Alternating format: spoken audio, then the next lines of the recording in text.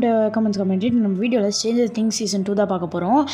அதோட இந்த 2 பார்ட் பார்த்தா தான் நம்மளுக்கு சீசன் 5 தெளிவாக புரியும். அதனால் இதை மறக்காமல் பார்த்துருங்க. நம்ம சேனல் பார்ட் 1 போட்டிருக்கோம், சீசன் 1. ஓகே, வாங்க நம்ம வீடியோவில் பார்க்கலாம். லாஸ்ட் சீசனில் பார்த்தீங்கன்னா நம்மளோட டெமோகிராகனை வந்து நம்ம 11 கொள்கிற மாதிரி காமிச்சிருப்பாங்க. 2 பேரும் புகையாயிருவாங்க. அப்புறமா நம்மளோட 11 வந்து அப்சைட் வேர்ல்டில் எழுந்திருப்பாங்க. அங்கே மைக்குன்னு கத்திட்டு வந்தவங்க ஒரு போர்ட்டல் பார்ப்பாங்க. அந்த போர்ட்டல் வழியாக நம்ம ஏர்த்துக்கு போகலாம். அவங்களோட மொத்த பவனை யூஸ் பண்ணி அந்த போர்ட்டலை பெருசாக்கி அவங்க ஏர்த்துக்கு வந்துடுவாங்க. வந்தோடனே மைக்குன்னு தேடிட்டு வருவாங்க. வந்தோடனே மைக்கை பார்ப்பாங்க. பார்த்தோடனே அவன் போலீஸ்லாம் சுற்றி நிற்கிறதுனால அவனுக்கு சேஃப் இல்லைன்னு சொல்லிட்டு திரும்ப ஒரு காட்டு வழியாக வந்து கிடைக்கிற எலி எல்லாமே எடுத்து சாப்பிட்டுட்டு இருப்பாங்க எல்லா நிமிஷம். அப்போ தான் அந்த சைடு நம்ம ஹாப்பர் வந்து எக்கோஸ் வச்சுட்டு போயிருப்பார்ல, அதை வந்து நம்மளோட 11 பார்த்து எடுக்க வருவார். அப்போ வந்து அவங்களே போய் சரண்டர் ஆயிடுவாங்க ஹாப்பர்கிட்ட. அப்புறமா ஹாப்பர் வந்து அவங்களோட அப்பா கட்டின சீக்ரெட்டான ஹவுஸில் போய் இவளை தங்க வைக்கலாம், யாருக்குமே தெரியாமல் பார்த்துக்கலாம் அப்படின்னு சொல்லி ஒரு ஹவுஸு. அது வந்து ஒரு காட்டுக்கு நடுவில் தான் வச்சுருப்பாங்க. அந்த ஹவுஸில் தான் தங்கிட்டு இருப்பாங்க. இப்போதைக்கு என்ன பிரச்சனைனா, இங்கே இருக்கிறது யாருக்குமே தெரியக்கூடாது அந்த மாதிரி தான் பார்த்துட்டு இருப்பாங்க. 1 வருஷம் இருக்கும். இவளை எங்கேயும் வெளில விடாதனால என்னையா வெளில விட மாட்டேங்கன்னு சண்டை போட்டுட்டு இருப்பா. அப்படியே அந்த சைடு பார்த்திங்கன்னா நம்ம வில்லுக்கு வந்து அடிக்கடி அந்த அப்சைட் டவுனோட அந்த எஃபெக்ட் வந்துக்கிட்டே தான் இருக்கும். அவன் என்ன தான் வெளில வந்தாலும் சரி, இதெல்லாம் விட்டுட்டு நம்ம ஃப்ரெண்ட்ஸ் கூட ஜாலியாக இருக்கலாம்னா அவனும் விளையாண்டு ட்ரை பண்ணிகிட்டு இருப்பான். அப்போ தான் இங்கே ஒரு பொண்ணு வந்து எல்லா ஸ்கோரையும் பீட் பண்ணிகிட்டு இருக்கிற மாதிரி காமிச்சிருப்பாங்க. அப்போ வந்து யாரோ அவன் பேரை கூப்பிட்ற மாதிரி இருக்கும். யாரான்னு வெளில பார்த்தா அவன் அப்சைட் வேர்ல்டுக்கு போயிட்டுருப்பான். வெளில வந்து பார்த்தா அந்த மைண்ட் ஃப்ளேயர்னு ஒரு பெருசாக ஒன்று இருக்கும். அது ஆக்டோபஸ் ஷேப்பில் இருக்கும். அதுதான் இவனை முழுக்க கண்ட்ரோல் பண்ணிகிட்ருக்கோம். அப்புறமா புதுசாக அவங்க கேங்க்கு ஒரு பொண்ணு வந்திருப்பா, மேக்ஸ்ன்னு. இவளை நம்ம கேங்கில் சேர்த்துக்கலாம்டா அப்படின்னு சொல்லி இவன் பயங்கரமாக ஆசைப்படுவான். இவனுக்கும் அவன் மேலே க்ரஷ் இருக்க தான் செய்யுது. அப்போ தான் இவனோட அண்ணனை காட்டுறாங்க. இவன் தான் அந்த இதுலேயே ஹேண்ட்ஸமாக இருக்கிறதுனால நம்ம ஸ்டீவ் ஓரம் கட்டிட்டு இவன் மேலே அதிகமாக எல்லோரும் இருக்காங்க. அப்புறமா நம்ம வில்லு வந்து அடிக்கடி இந்த அப்சைட் வேர்ல்டுக்குள்ளே போனாலும் ஒரு மாதிரி பயந்துட்டு இருப்பான். அப்போ தான் நம்மளோட இவன் வந்து ஒரு மாதிரி அந்த புழு மாதிரி ஒன்று வச்சிட்ருப்பாள்.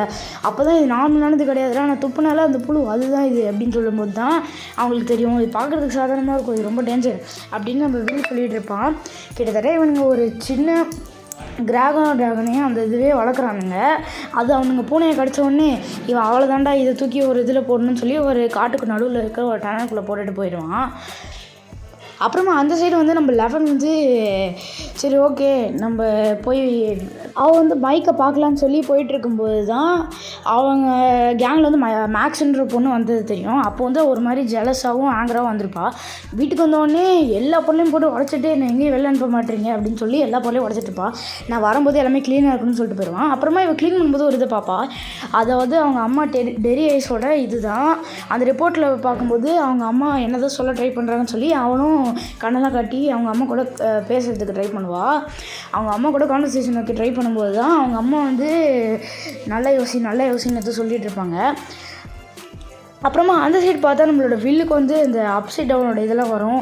அவன் எஸ்கேப் ஆகிட்டு இருக்கும்போது அந்த பாபுன்றவன் வந்து அவனோட அப்பா மாதிரி கிட்டத்தட்ட அவன் தான் சொல்கிறான், நீ வந்து அந்த இதை பார்த்து நீ பயந்து ஓடுற, அதை பார்த்து பயந்து ஓடாமல் நீ எதிர்த்து நில்லு அப்படின்னு சொல்லிகிட்டு இருப்பான்.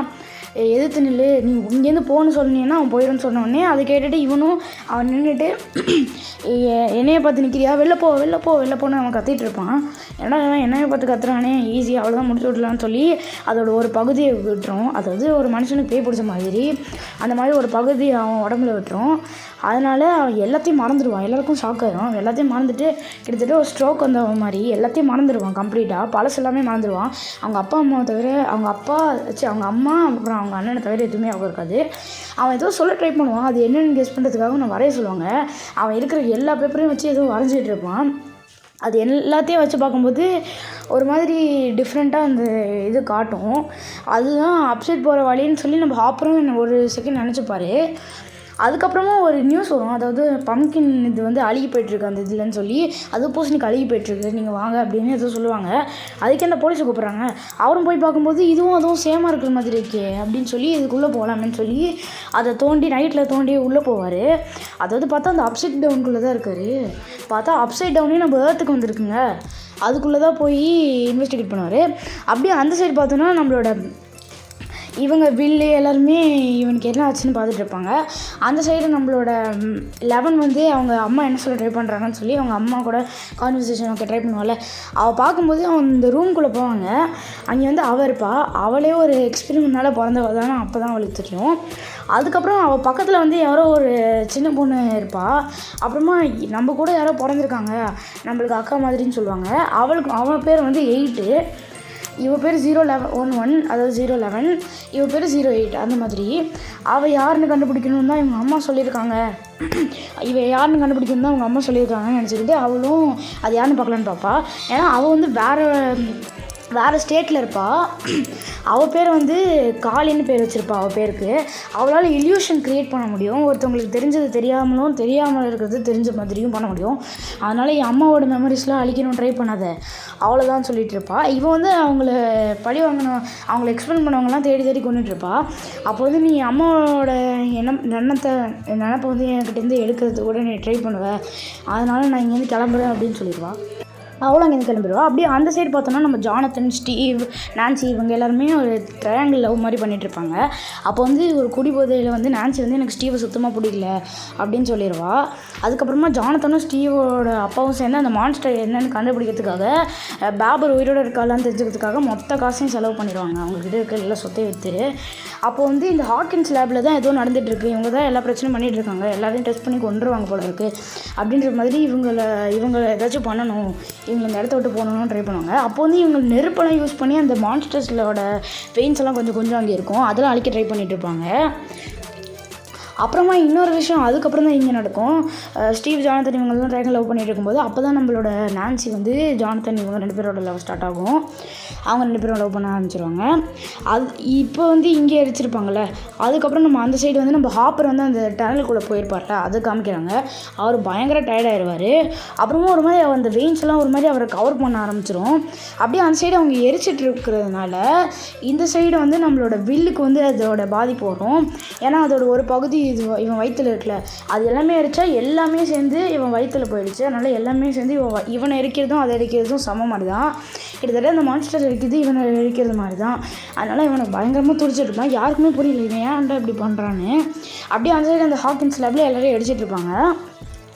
அப்புறமா இவன் ஹாப்பரை காப்பாற்றுறதுக்காக இவங்கலேருந்து சில பேர் வந்து உள்ளே போய் ஹாப்பரை காப்பாற்றுறதுக்கு போவாங்க. அந்த சைடு வந்து நம்ம வில்லு வந்து என்னை யாரும் விட மாட்டுறாங்க, என்னை விட்டாங்கன்னா ஒரு கேட் இருக்குது, என்னை விட்டாங்கன்னா ஒரு இது இருக்குது, அதை போய் நான் பார்த்துட்டேன்னா இது முடிஞ்சிடும், அப்புறமா இந்த இது வரவே வராது இந்த மான்ஸ்டர் அப்படின்ற மாதிரி சொல்லிகிட்டு இருப்பான். சரி அவன் நம்பலாமா வேண்டாமான்னு நம்பாமல் தான் இருப்பாங்க. இருந்தாலும் சரின்னு விடுவாங்க. ஆக்சுவலாக இவனை ஒரு ஸ்பை மாதிரி தாங்க அது யூஸ் பண்ணுது. முன்னாடி இவனை எப்போ பார்த்தாலும் ஸ்பை மாதிரி இவனை இப்போ மொத்தமாக இவனை கண்ட்ரோல் பண்ணுது. அப்புறமா அந்த சைடு வந்து நம்ம ஸ்டீவ் நிற்பார். ஸ்டீவ் அப்புறமா அவங்க எல்லாருமே சேர்ந்து இந்த சைடு இவங்களுக்கெல்லாம் ஹெல்ப் பண்ணுவோம். முன்னாடி அவங்களாம் இந்த சைடு வந்து அந்த மான்ஸ்டர் விட்டு போயிருப்பான்ல இவன், அந்த மான்ஸ்டர் குட்டியாக இருந்தது வந்து அழிக்கலாமேன்னு சொல்லி ட்ராப்லாம் செட் பண்ணுவாங்க. பார்த்தா அது 1க்கு 2 3 தான் வந்துடும், பலதும் வந்துடும். அவங்க எல்லாரும் அழிக்கிறது பார்த்துட்டு இருப்பாங்க. அவ்வளோதான் முடிச்சுட்டிங்க போங்க அப்படின்னு நினச்சிட்டு இருப்பாங்க. அப்படியே அந்த சைடு வந்து நம்ம வில்லும் துடிச்சிட்டு இருப்போம், என்னடா ஆச்சு அப்படின்னு கேட்பாங்க. இந்த சைடு வந்து அந்த ட்ராகன் வந்து அதாவது அந்த மான்ஸ்டர் வந்து வெளில வரத்துக்கு ட்ரை பண்ணுவோம், அதை காமிப்பாங்க. இவனை ஸ்பையாக யூஸ் பண்ணுதுன்றதை நம்ம மைக் வந்து நல்லா கண்டுபிடிச்சி அவனை வந்து ஒரு மயக்க மருந்து கொடுத்து இவனை எங்கேயாச்சும் யாருக்கும் தெரியாத இடத்துக்கு கூப்பிட்டு போகலான்னு பார்க்கும்போது அவனை எல்லாருமே அந்த சைடு வந்து அந்த டெமோக்ராகன்லாம் வந்துடும். அது வந்து எல்லோரையும் கடிச்சிட்ருக்கும். எப்பயும் போல் நம்ம பாப் வந்து முந்திப்பானா, அதனால் அவனை கடித்து அவனை மர்க்கையாக பண்ணிடும். அவள் தாங்க இனிமேல் பாபுன்ற கேரக்டர் வரமாட்டான். அப்புறமா நம்ம வில்லுக்கிட்ட வந்து அது அவங்ககிட்ட பேச ட்ரை பண்ணால் அவனுக்குள்ளே இருக்கிற அந்த மான்ஸ்டர் தான் பேசும். அப்புறமா அவன் கையை வச்சு ஒரு செய்கையில் காட்டுவான், ஒரு டோர் இருக்குது, அது நீங்கள் க்ளோஸ் பண்ணிட்டீங்கன்னா இதெல்லாம் முடிஞ்சிடும்னு சொல்லும்போது இவங்க அம்மா வந்து இதுக்கு ஹீட்னா பிடிக்கல, அதனால் இந்த ஹீட்டை யூஸ் பண்ணி அவன் இதுலேருந்து வெளில எடுக்கலாம் அப்படின்ற மாதிரி ஐடியா கொடுப்பாங்க. கிட்டத்தட்ட அந்த பேய் படத்துலலாம் வர மாதிரி அந்த கான்ஜரிங் ஸ்டைலில் அந்த இது அப்படியே எடுப்பாங்க. பார்க்குறதுக்கே பயங்கரமாக இருக்கும். சயின்டிஃபிக் மூவின்னு சொன்னானுங்க, ஹாரர் மூவி மாதிரி வந்துருச்சுங்க. அப்புறமா அந்த பாட்டை வந்து தனியாகவே பிரித்து எடுத்துடுவாங்க. அதுக்கப்புறம் நம்மளோட வில்லு வந்து கொஞ்சம் ஜாலியாக இருப்பான். அந்த சைடு வந்து நம்ம ஸ்டீவ் வந்து அந்த இதெல்லாம் எல்லாமே அழிச்சிட்ருப்பாங்க. இருந்தாலும் இது முழுசாக போகலை, இந்த கேட்டை முழுசாக முன்னதான். அந்த சைடு வந்து நம்ம 11ம் 8ம் வந்து சண்டை போட்டுட்டு இருப்பாங்க. ஒருத்தனை இவனுங்களை பழி வாங்கினது லாஸ்ட் இவன் தான். ஏன்னா இவங்களுக்கு கொல்ற மாதிரி வரும்போது இவனுக்கு 2 பசங்க இருக்காங்க, அதனால் அவங்கள காப்பாற்றணும்னு சொல்லிடுவான். அந்த சைடு நம்ம 11க்கு வந்து நம்ம மைக்கு கஷ்டப்படுறது தெரிஞ்ச உடனே மைக்கு காப்பாற்றலன்னு சொல்லிடுவான். இருந்தாலும் மேக்ஸ் இருக்கிறது அவனுக்கு பிடிக்காது தான், இருந்தாலுமே அவள் போகலான்னு சொல்லி ஒத்துட்டு அவளும் போய் அந்த கேங்கில் ஜாயின் ஆகிடுவா. இப்போதைக்கு நம்ம 11 அந்த கேங்கில் ஜாயின் ஆகிடுவாளா. அப்படியே அவங்க எல்லாருமே பயங்கர ஷாக் ஆகிடுவாங்க. நம்ம மேக்ஸுக்கெலாம் செமையாக சந்தோஷமாக இருக்கும். அவளுக்கு ஒரு மாதிரி கோவமாக இருந்தாலும் அவள் ஓகேன்னு சொல்லிடுவாள். அப்புறமா அந்த சைடு வந்து நம்ம ஸ்டீவு அவங்க கேங்கெலாம் இருக்காங்களே, அவங்களாம் இந்த இடத்துல நம்ம சும்மா இருக்கக்கூடாது, நம்மளும் ஹெல்ப் பண்ணணும் அப்படின்னு சொல்லி அந்த டனல், அந்த பம்ப்கின் டனல் இருக்குல்ல, அந்த டனலுக்குள்ளே போயிடுவாங்க. அந்த டனலுக்குள்ளே போய் மருந்துலாம் வச்சு எல்லாத்தையும் கொளுத்தி விட்டுருவாங்க, பற்ற வச்சுருவாங்க. டோட்டலாக மருந்து மாதிரி ஒரு இதை தெளிச்சுட்டு அது டோட்டலாக இறக்கி வச்சுருவாங்க. அதனால் பயங்கரமாக எரியும். அந்த சமயத்தை யூஸ் பண்ணி நம்ம ஹாப்பரும் நம்ம 11ம் சேர்ந்து அதோட டாப்புக்கு போய் அந்த இதை கொண்டுடலாம், அந்த மான்ஸ்டரை கொண்டுடலாம் அப்படின்னு சொல்லி ட்ரை பண்ணுவாங்க. ஏன்னா அது சும்மா இருக்குமா, அதை அடிக்க வரும்போது என்னையோட அடிக்க ட்ரை பண்ணுறேன், என் முழு பவரையும் யூஸ் பண்ணுறா அப்படின்னு சொல்லி மொத்த பவரையும் யூஸ் பண்ணி அதை அடிக்க ட்ரை பண்ணுவோம். எப்படியோ மொத்தமாக அந்த இதை கம்ப்ளீட்டாக அந்த கேட்டை விட்டு மூடிடுவா, எல்லாமே முடிஞ்சிடும். அப்புறமா அந்த சைடு வந்து ஒரு பார்ட்டி மாதிரி நடத்துவாங்க. அதில் எல்லாருமே அவங்களோட பாய் ஃப்ரெண்ட் கேர்ள் ஃப்ரெண்ட்ஸோடு வருவாங்க. அந்த பார்ட்டியில் வந்து நம்ம மைக்கு இவங்க எல்லாருமே டான்ஸ் ஆடிட்டு இருப்பாங்க. அப்புறமா ஒரு சர்டிஃபிகேட்டை கொடுத்துருவாங்க. ஜேனுன்ற, அதாவது நம்ம 11 வந்து ஹாப்பரோட பொண்ணா அஃபிஷியலாக கன்ஃபார்ம் பண்ணிக்கிட்டாங்க. அந்த மாதிரி தான் இது வந்து ஒரு ஓகேவான எபிசோட் தான், ஒரு ஃபீலிங்கான எபிசோடாக தான் இருந்துச்சு. ஐ மீன் இது வந்து சீசன் 2ன்றது வந்து ரொம்ப இம்பார்ட்டன்ட். சீசன் 5க்கு அதுதான் இம்பார்ட்டன்ட். இது நீங்கள் பார்த்தீங்கன்னா தான் புரியும். இருந்தாலும் முழுசாக செத்துருக்காதுல்ல, ஆனால் அது முழுசாக அழிஞ்சிருக்காது. அதோட இது வந்து இனிமேல் தான் கண்டினியூ ஆகும். ஓகே, ஸ்டார்ட் அப், பிசி யூ.